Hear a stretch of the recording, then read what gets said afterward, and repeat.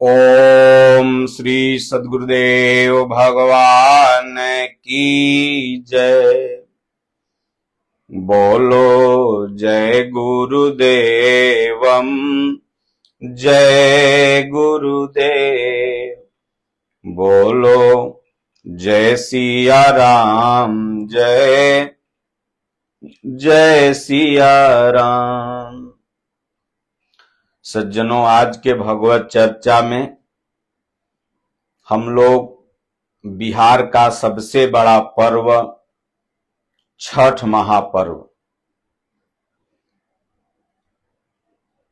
यूं तो यहां हर पर्व प्रत्येक धूमधाम से मनाया जाता है, लेकिन छठ महापर्व जो है बिहार वासियों के लिए बहुत ही महत्व रखता है और बड़ी श्रद्धा से 4 दिन का यह महापर्व बिहार वासी मनाते हैं। आज के भगवत चर्चा का जो मुख्य बिंदु होगा वो हम आप सबको पहले बता दें और उसी पर हम लोग चर्चा करेंगे। सबसे पहले यह चर्चा करेंगे कि छठ पूजा क्यों मनाई जाती है। उसके बाद भौतिक और आध्यात्मिक इसका महत्व क्या है। आज तक सूर्य पर जाने का प्रयास कितनी बार हुआ, धरती से भगवान सूर्य तक की दूरी कितनी है और धरती से सूर्य कितने गुना बड़े हैं और सूर्य से धरती कितनी छोटी है। सबसे पहले छठ किसने किया था। सबके मन में प्रश्न होगा कि भाई अगर यह छठ पर्व मनाया जा रहा है तो सबसे पहले किसने किया। और ये एकता का पर्व है, इस पर भी हम सब लोग चर्चा करेंगे और ये भी बताएंगे कि बिहार में ही, पहले झारखंड भी बिहार ही हुआ करता था, तो बिहार और झारखंड में सबसे ज्यादा ही यह पर्व क्यों मनाया जाता है। जहां जहां भारतवर्ष में बिहार के लोग रह रहे हैं वहां तो मनाते हैं, या तो यहां से जो बेटियां शादी करके दूसरे राज्यों में गई हैं वो भी अपने राज्यों में मनाती हैं, लेकिन बिहार में ही सबसे ज्यादा यह महापर्व क्यों मनाया जाता है। और राजा कर्ण का आप लोगों ने नाम सुना होगा, जो कुंती का पुत्र था। तो छठ पर्व, कर्ण और छठ पर्व से क्या संबंध है, इस पर भी हम चर्चा करेंगे। एक प्रश्न उत्तर प्रदेश से एक भक्त ने किया है, उस पर भी हम विचार करेंगे कि महाराज जी, जब प्रतिमा सूर्य भगवान की बैठती है प्रत्येक पंडालों में, लगता है वो छठ में बिहार में आए थे, और गंगा नदी या तालाबों में लोग सूर्य भगवान को ही अर्घ देते हैं, तो इस पर्व को छठी मैया के नाम से क्यों कहा जाता है, सूर्य का पर्व क्यों नहीं कहा जाता। इस पर भी हम उनको बताएंगे कि इस पर्व का नाम छठी मैया क्यों कहा गया। ये मन्नतों का पर्व है। प्रकृति की पूजा कैसे छठ पर्व में होती है और प्रकृति में प्रत्येक धर्मावलंबी रहते हैं, इस पर भी चर्चा करेंगे। सूर्य के बिना क्या इस धरती पर जीवन संभव है। किसी न किसी रूप में हर धर्म वाले सूर्य की पूजा करते ही हैं और ये पर्व साफ सफाई का पर्व है और अन्य त्योहारों की तरह, अन्य पर्वों की तरह इसमें अश्लीलता का स्थान कहीं भी देखने को नहीं मिलता। जैसे अन्य पर्वों में देवी जी का अभी नवरात्र बीता, तो इसमें जब दुर्गा जी का भसान होता है तो डीजे पर गंदे गंदे गाने बजते हैं, लेकिन हमने देखा है कि छठ माई का जब पर्व मनता है तो चाहे पंडाल हो या भसान हो, उसमें कोई गंदा गाना नहीं बजाता है और इसमें भ्रांति नहीं है। इस पर्व में, इस पूजा को करने में किसी पंडित जी की जरूरत नहीं होती है, इसीलिए इसमें न छुआछूत है न भ्रांति। ये स्वयं की एक अपनी उपासना है, स्वयं की अपनी एक आराधना है, स्वयं ही अपने भाव को भक्त लोग अर्पित करते हैं। इन तमाम मुख्य बिंदुओं पर हम लोग चर्चा करेंगे। तो सबसे पहले छठ पूजा क्यों मनाई जाती है? ये छठ पूजा जो है मन्नतों का पर्व है। बिहार में हमने देखा है कि किसी को बेटवा नहीं हो रहा था, हो गया, किसी को बिटिया नहीं हो रही थी, हो गई, किसी का धन खो गया था तो भगवान के दया से फिर धन वापस हो गया। तो ये जब मन्नत पूरा होता है तो कोई मनड़ा लेके, कोई बाजा लेकर के बजाते हुए गंगा घाट या जो भी गांव का तालाब है, नदी है, जहां पानी का स्रोत होना चाहिए, कम से कम छाती भर पानी खड़ा होने का, वहां पर लोग जाते हैं, पूजा अर्चना करते हैं। और जो प्रसादी चढ़ती है सूर्य भगवान को, ये सब प्रकृति से संबंधित होती है। गन्ना हो गया, हल्दी हो गया, मुरई हो गया, फल, सब तरह के फल हो गए, केला हो गया। ये ज्यादातर इसमें जो सामग्रियां होती हैं वो बिल्कुल आर्टिफिशियल नहीं होती। जैसे दुकान पर बनाई हुई मिठाई तो पेड़ा तो चढ़ता ही नहीं है।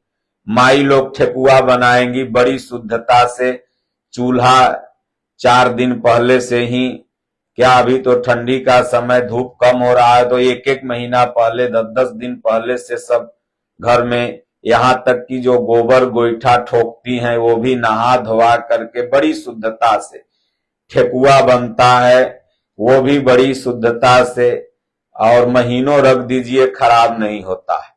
तो मतलब ये जो छठ पूजा है, ये मन्नत पूरा होने पर, अपनी कामना को पूरा होने पर भगवान सूर्य को लोग थैंक यू करते हैं, उनको कहते हैं प्रभु आपने दिया, इसलिए आपकी हम पूजा अर्चना कर रहे हैं।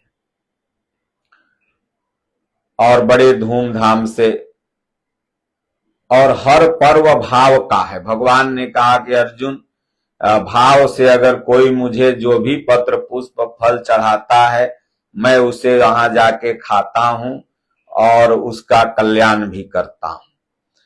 तो भौतिक और आध्यात्मिक महत्व में ये सारे प्रश्नों के उत्तर आ जाते हैं। कोई भी पूजा का भौतिक महत्व होता है। जैसे सूर्य हमारे जीवन में सबसे बड़ा उपयोगी है।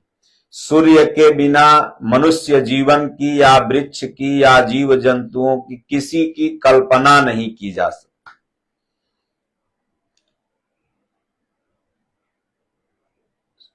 सूर्य सबसे ज्यादा विटामिन डी देते हैं और आपको, पेड़ हो, पौधे हो, मनुष्य हो, सबको विटामिन डी की सबसे ज्यादा जरूरत होती है। आज नाना तरह की बीमारियां जो होती हैं वो आदमी को प्रकाश में बैठने के, दिन रात छाया में रहने के कारण चर्म रोग इत्यादि और बीमारियां होती है। इसलिए डॉक्टरों ने भी कहा कि 10 मिनट 20 मिनट धूप में अवश्य, सुबह की धूप में बैठिए। तो इसलिए भगवान सूर्य की ये सर्वोत्तम पूजा है। तो हम सब लोग ये देखें कि ये पूजा बिहार में ही सबसे ज्यादा क्यों मनाई जाती है और सबसे पहले इसे कौन कौन मनाया। तो बिहार में ये सबसे पहले इसलिए मनाई जाती है कि कर्ण का आप सब लोग नाम जानते हैं। आज अपने बेटा का नाम कोई कर्ण नहीं रखना चाहता। कर्ण इतने बड़े दानी थे और कर्ण के पिता का नाम सूर्य ही था। भगवान सूर्य ही कर्ण के पिता थे।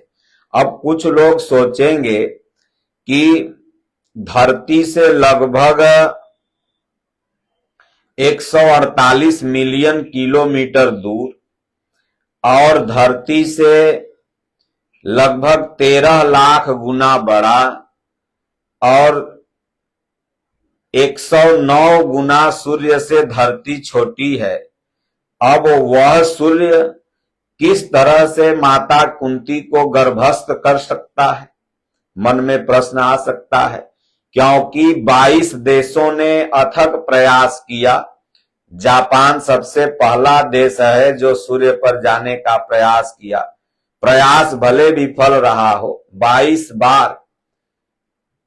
अभी भारत देश पहली बार प्रयास किया है और आज तक लोग सूर्य पर नहीं पहुंच पाए। मंगल ग्रह, चंद्रमा तक तो पहुंच गए। वह सूर्य भला कैसे कुंती को गर्भस्थ कर सकते हैं और कर्ण जन्म लेगा? सब लोगों ने दुर्वासा ऋषि का वह आशीर्वाद तो सुना ही होगा कि दुर्वासा ने कुंती की सेवा पर प्रसन्न होकर के ये वर दिया था कि तुम जिस भी देवता को चाहोगी उसे बुला सकती हो।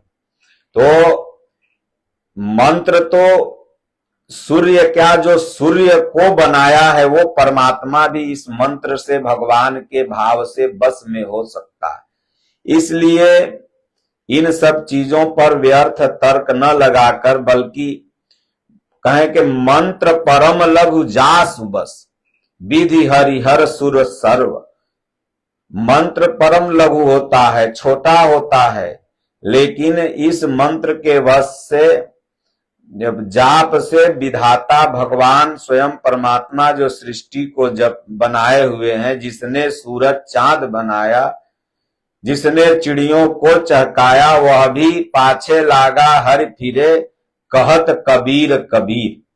तो भगवान उस भक्त के पीछे पीछे हो जाते हैं। तो जब मंत्र का जाप किया माता कुंती ने तो सूर्य भगवान प्रकट हो गए। वो तो ट्राई कर रही थी, ट्राई अगेन, कि भाई दिए हैं मंत्र महाराज जी, बाबा जी तो जपे तो देखें सच में दिए हैं कि झूठ में। अब कुंवार थी कुंती। अब सूर्य भगवान प्रकट हो गए। उन्होंने कहा वरदान मांगो। बोले भाई हमको क्या चाहिए? कुछ नहीं। बोले नहीं, मैं तो आ गया हूं तो कुछ न कुछ दे के ही जाऊंगा। तो गोदी में वही एक बालक दे दिए। 90% लोग छठ व्रत इसीलिए करते हैं, जितने भक्त हैं, वो बालक की ही इच्छा रख करके पुत्र धन की प्राप्ति हेतु। तो जब पुत्र हो जाता है तो खूब मनरा, खूब बाजा, खूब ढोलक बजा के गंगा जी की पूजा करते हैं, छठ माई की। तो एक बेटवा रख के चले गए। अब कुंवारी लड़की को लोक लज्जा होती है भारतवर्ष में। अब क्या करे कि भाई परिवार क्या कहेगा, गोतिया क्या कहेगा। अब तो दुनिया थोड़ी समझेगी कि सूर्य भगवान वरदान दे के गए हैं। दुनिया तो यही कहेगी कि भला बताओ, इसको कुंवारे में बेटा हो गया, नाजायज संबंध था इसका। अब उसी लज्जा के डर से एगो पेटी था, उस पेटी में छेद की और गंगा मैया के किनारे ले जा करके उसी पेटी में बच्चे को रख के बहा दिया। वह पेटी बहते बहते बिहार के मुंगेर में, यही यहां से मुंगेर ज्यादा दूर नहीं है, लगभग 80 किलोमीटर ही होगा। मुंगेर को कर्ण की नगरी के नाम से भी जाना जाता है। तो बिहार के कर्ण में, मुंगेर में कर्ण का पेटी बहते बहते आया, तो वही सूत पुत्र उसको कहा जाता है ना। तो उन लोगों ने निकाला, पालन पोषण किया और नाम पड़ा कर्ण। सूर्य भगवान से कवच कुंडल तो बचपन में ही मिला था ना। कान बड़े बड़े, कुंडल, कवच छाती में पहने हुए, कवच अभेद विप्र गुरु पूजा, यही सम विजय उपाय न दूजा। उसके बाद कर्ण भगवान सूर्य का सबसे बड़ा भक्त बना। यहां तक कि अर्जुन के पिता इंद्र ने छल से उससे उसका कवच कुंडल मांगा तो भी सूर्य आराधना के समय उसने दे दिया। भगवान कृष्ण को मरते समय अपने दांत को तोड़ के दान दे दिया। भगवान ने कहा तुम वरदान मांगो, तुमसे बड़ा दानी न कोई हुआ है न होगा। बोले प्रभु कर्ण आज तक किसी से कुछ मांगा ही नहीं। भगवान ने कहा आदेश दो। बोले भगवान अभी तो आप हमसे मांग रहे थे। तो इतना महादानी थे कर्ण। आज भी बिहार में लोग एक से एक दानी हैं। अगर आपको मान लिए तो अवश्य दान पुण्य वो करते हैं। ये कर्ण का प्रभाव है। तो सबसे पहले भगवान सूर्य की उपासना करने वाला धरती पर कर्ण है। और यूं कह लीजिए कि सबसे पहले छठ व्रत जो है वो चतुर्थी तिथि को प्रारंभ होता है और सप्तमी को पूर्णाहुति हो जाती है। छठ व्रत के विषय में एक कहानी और लोक प्रचलित है कि प्रियव्रत नाम के राजा थे। उनको पुत्र नहीं हो रहा था तो महर्षि कश्यप ने यज्ञ कराया। तो यज्ञ कराया तो पुत्र हुआ लेकिन मरा हुआ। अब वैज्ञानिक लोग और आज के तमाम तर्कशास्त्री ये भी कहेंगे कि मरा हुआ बेटवा कैसे जिंदा हो जाएगा। जो जिंदा कर सकता है मार सकता है और मार सकता है तो जिंदा भी कर सकता है। तो इसलिए आस्था और विश्वास एक ऐसा चीज है जहां तर्क का समापन हो जाता है। और जब विश्वास भगवान में हो जाए, ईश्वर में हो जाए तो कुछ भी असंभव नहीं। विश्वास ही हमारा आपका नहीं होता है तो उसके पहले तर्क का स्थान रखे रहता है। तो मरा हुआ बेटा पैदा हुआ। अब दोनों पति पत्नी कहे कि अब शमशान में चलते हैं, किसी की चिता जल रही उसी पर कूद के मर जाएंगे। तो रास्ते में जा रहे थे तो एक षष्ठी तिथि था, कार्तिक का महीना था। देवसेना मानस पुत्री जो थी वो प्रकट हुई। उन्होंने कहा तुम घबराओ मत। तो इसीलिए जो ये उत्तर प्रदेश के प्रश्न किए हैं कि छठ मैया क्यों कहा जाता है, सूर्य भगवान की जो उपासना होती है। तो छठी ने कहा कि तुम वो छठी माई जो है कि तू सूर्य की उपासना करो, षष्ठी तिथि को करो, मेरी पूजा करो तो ये तुम्हारा बेटवा जिंदा हो जाएगा। तो वहीं 4 दिन तक व्रत किया जिसमें षष्ठी तिथि को पूजा अर्चना किया तो बेटवा जिंदा हो गया। ऐसी भी एक, क्योंकि ये लोक आस्था का पर्व है तो ऐसी भी मान्यता है। तो उनके घर में सुख समृद्धि आ गई। क्योंकि हमारे यहाँ वंश के लिए परिवारजन बड़े चिंतित रहते हैं। यहां तक कि आप जिनका नाम राम राम जपते हैं उनके पिता दशरथ भी वंश के लिए ही चिंतित थे। तो वशिष्ठ मुनि के बताए हुए रास्ते पर चलकर श्रृंगी मुनि आए, यज्ञ कराए तो 4 बेटवा जन्मा। तो इसलिए पुत्र प्राप्ति के लिए प्रत्येक गार्जियन जो होता है, न जाने कितना तीर्थ व्रत लोग करते हैं, मान्यता करते हैं, उसके बाद किसी किसी को घर में एक आध पुत्र जन्मता है। बाकी कोई कोई ऐसा है कि 1 दर्जन भगवान अपने ही दे देते हैं, सामान उसको धन दौलत बेटवा बिटिया। तो सूर्य ने पहली उपासना की। तो छठ पूजा, अब इसका आध्यात्मिक अर्थ लास्ट में सबसे बताएंगे, पहले हम इन तरफ चलते हैं। अब ऐसा भी कहा जाता है कि जुआ जब पांडव लोग खेल के हार गए थे सारा धन संपत्ति, तो माता द्रौपदी ने भी छठ पर्व किया। तो छठ पर्व जब किया था तो वहीं महाभारत हुआ। भगवान ने अर्जुन को गीता सुनाई। उसके बाद सारी खोई हुई संपत्ति युधिष्ठिर को मिल गया, पूरा राज सिंहासन। फिर वो छोड़ के युधिष्ठिर चले गए, बर्फ में जाके गल गए। तो ऐसा कहा जाता है कि द्रौपदी माता ने भी भगवान सूर्य की पूजा की। प्रत्यक्ष और अप्रत्यक्ष रूप से दुनिया में जितने भी धर्मावलंबी हैं वो सूर्य की ही पूजा करते हैं।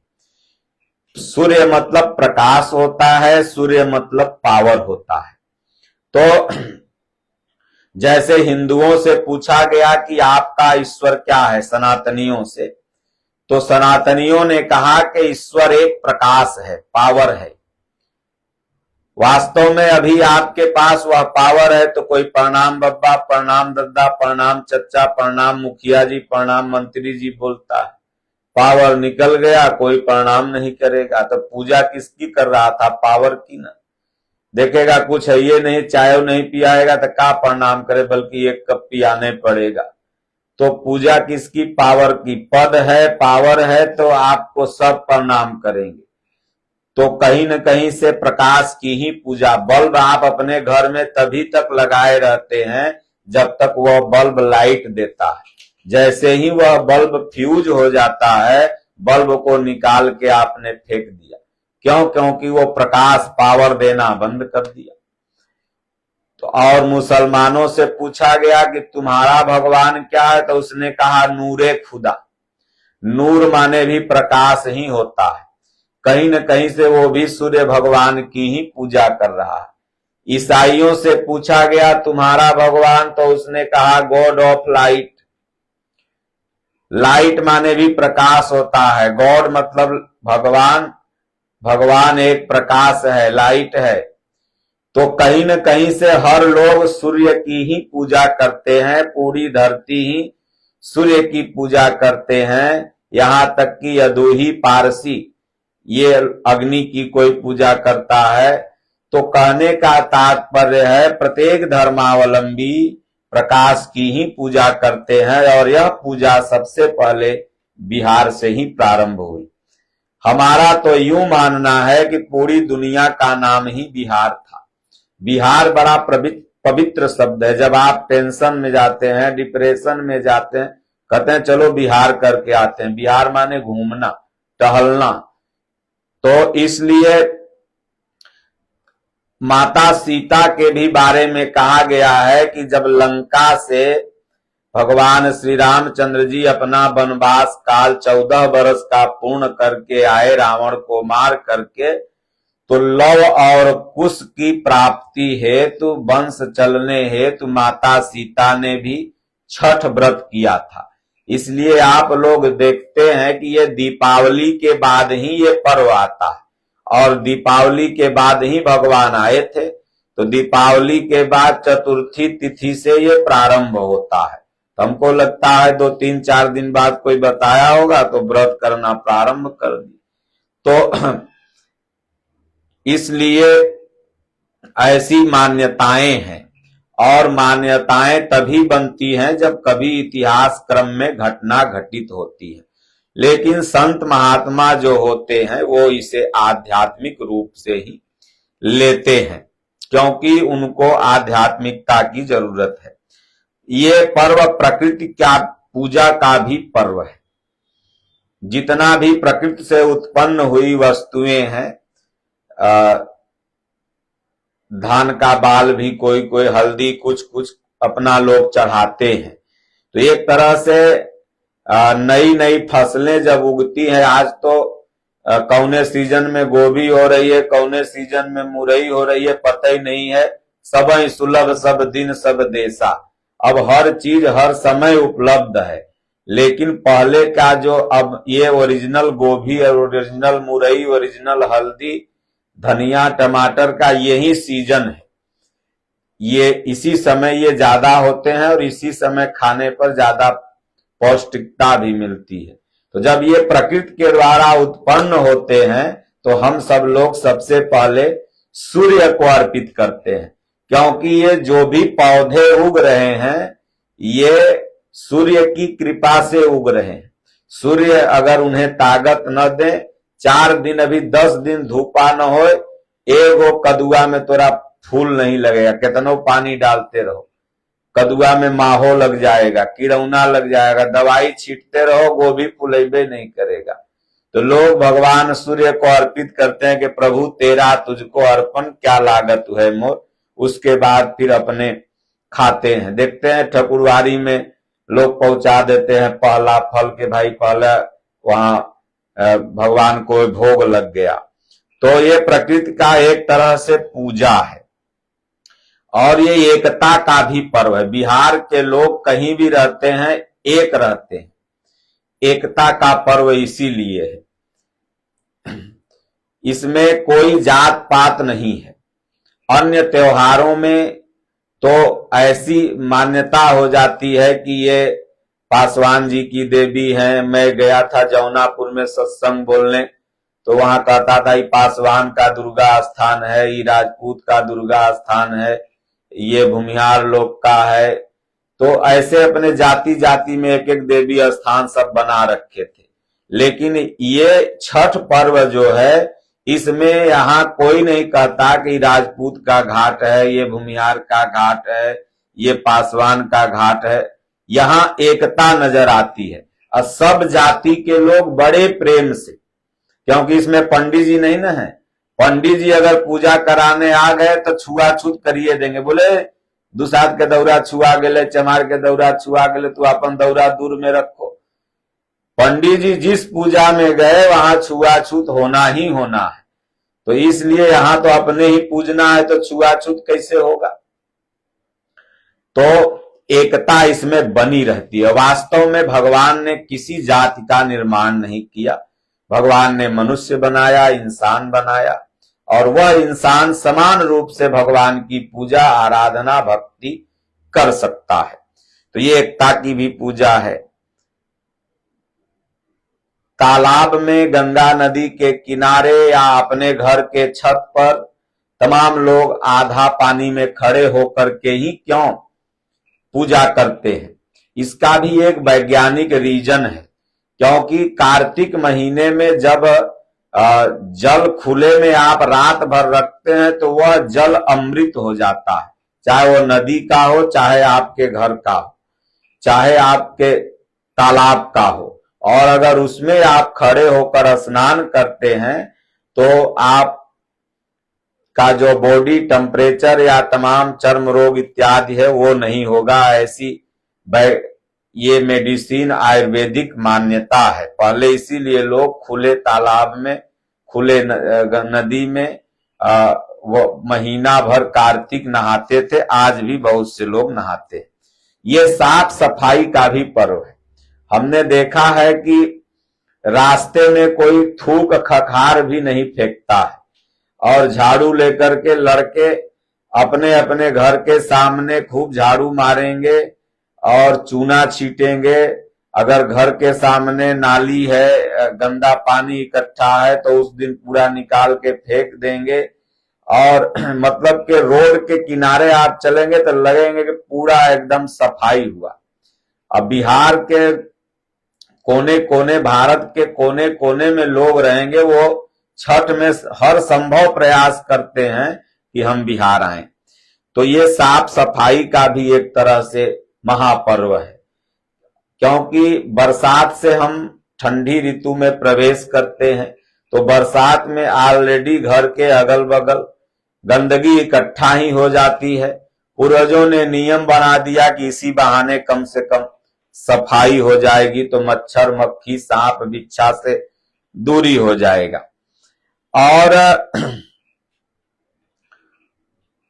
इसका आध्यात्मिक महत्व जो यही है कि हमारा जो खड विकार है, काम क्रोध लोभ मोह राग द्वेष, ये प्रत्येक इंसान में है। और सूर्य को यहां श्वास का प्रतीक माना गया है। तो जब हमारी ये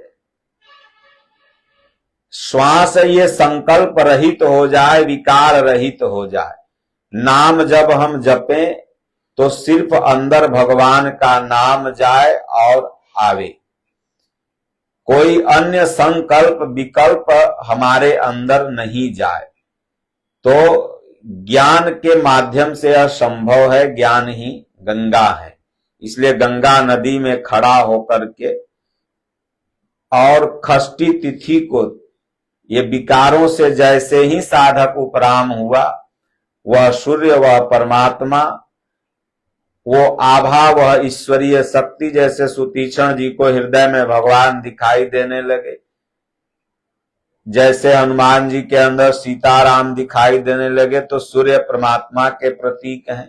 निर्मलता, निर्मल श्वास के प्रतीक है। जब श्वास निर्मल हो गई, संकल्प विकल्प रहित हो गई, तो ये सूरा में भगवान का संचार हो गया।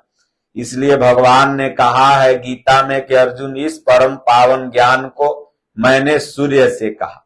सूर्य ने अपने पुत्र मनु से कहा, मनु से इक्ष्वाकु ने जाना, और वही ज्ञान मैं पुनः तुमसे कहने जा रहा हूं, जो कि था तुम्हारे अंदर भी, लेकिन ये खड विकारों में लिप्त होकर के खत्म हो चुका था। तो जब तुमने खड विकार को नष्ट कर लिया, तो यही षष्ठी तिथि है, तब जाकर के तुम्हारे अंदर वो सूरा का संचार हुआ, भगवान का दर्शन हुआ। पूजा पाठ तो लोग बड़े भाव से करते हैं, लेकिन छठ पूजा में कुछ रूढ़ी है, जो रूढ़ी समस्त पूजा को आपके नष्ट कर देती है। इसलिए मेरा निवेदन है कि आप लोग इस रूढ़ी से बचिएगा और बड़े ध्यान से सुनिएगा। छठ पर्व जब आप लोग मना के, क्योंकि छठ ऐसा माना जाता है कि एक ऐसा यही त्योहार है जो उगते हुए सूरज और डूबते हुए सूरज को भी जल दिया जाता है। अब आप सोचते होंगे कि भाई ये उगते सूरज और डूबते सूरज को क्यों अर्घ दिया जाता है? तो भगवान सूर्य की दो पत्नियां थी, एक उषा और एक निशा। उषा मतलब उगता हुआ सूरज और निशा मतलब डूबता हुआ सूरज। तो इसलिए पूजा जब आप उगते हुए की कर देंगे तो अधूरी मानी जाएगी, क्योंकि एक पत्नी की तो पूजा हुई नहीं। तो इसलिए कहा जाता है कि बिहार के लोग उगते हुए को भी मानते हैं और डूबते हुए को भी मानते हैं। तो ये उगते और डूबते सूरज को आप जल देते हैं, और उसके बाद जैसे ही दौरा घर में, क्योंकि शाम में जो होता है वो पहला अर्घ होता है, यानी, और जो सुबह में अर्घ दिया जाता है वो दूसरा अर्घ होता है। तो जैसे ही सुबह में आप अपना दौरा घर में पहुंचाते हैं, कोई मंदिर में जाता है पूजा करने, कोई अपने अपने स्थान में प्रसाद बांधता है। अब कोई बेटवा को भेज देगा कि जो मछली ले आओ 2 किलो।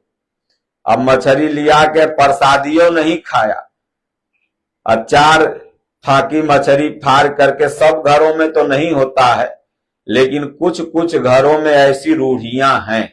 ये रूढ़ी है, ऐसा मत समझो कि गंगा माई के प्रसादी।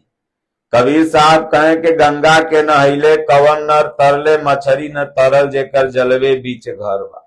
तो इसलिए 4 दिन तो आपने व्रत किया, उपवास किया, यहां तक कि अगर खरना के दिन एक कंकर भी मुंह में चला गया तो माताएं नहीं खाती। इतना नेम धर्म से आपने पर्व किया, लेकिन जैसे ही पर्व समापन हुआ तो आपने सब भरभंड कर दिया। अगर ऐसा किया तो छठी मैया आपसे नाराजे होंगी, तो कहेंगे पंडित जी बोले हैं। अरे ससुर के पंडित जी क्या जानेंगे? पंडित जी वेद के ज्ञानी है, वो तो उनको खाने का मन है, तो अपन जनतों के बर्बाद कैले हैं। तो इसलिए अब आपने जब पूजा अर्चना की तो भगवान से यही मांगा था कि हम जाके एक जीव हत्या कर दें। तो इसलिए सज्जनों, इस रूढ़ी से आपको बचना है। यह रूढ़ी है, ये अज्ञान बस आप करते हैं।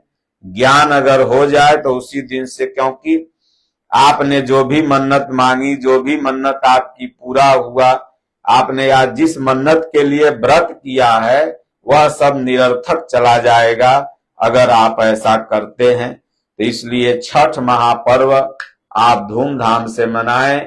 यह बिहार का गौरव है, और जो इसमें मैंने रूढ़ी बताया इससे सावधान रहें। बाकी तो और यहाँ किसी तरह की गंदगी नहीं है, इस पर्व में किसी तरह का छेड़खानी इस पर्व में नहीं है। और बच्चे, यानी बिहार में आप बक्सर से घुस जाइए और चले जाइए एकदम इधर दुर्गापुर तक। लगभग गंगा के किनारे हर घाट आपको सजे हुए मिलेंगे। तो बड़े धूमधाम से लोग मनाते हैं। इसलिए छठ पर्व से आप यही सीख लीजिए कि हम एक बने, जातिगत रूढ़ियों से अलग हो जाएं, इंसानियत का पाठ पढ़ें, माता पिता के आदेशों का पालन करें, संत और गुरुजनों का सम्मान करें। तब तो आपने छठ पर्व मनाया।